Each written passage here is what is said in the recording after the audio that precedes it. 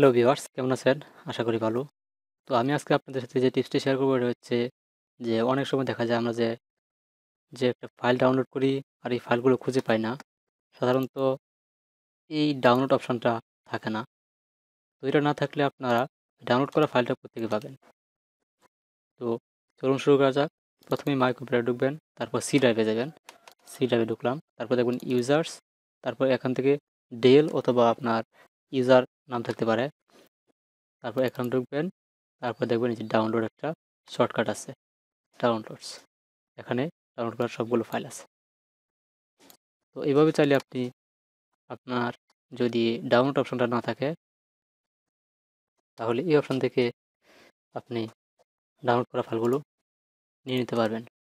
তো এই ছিল আজকের টিপসটি ভালো লাগলে অবশ্যই লাইক কমেন্ট শেয়ার করবেন এবং পরবর্তী ভিডিওগুলো পেতে অবশ্যই সাবস্ক্রাইব করে রাখবেন। ধন্যবাদ।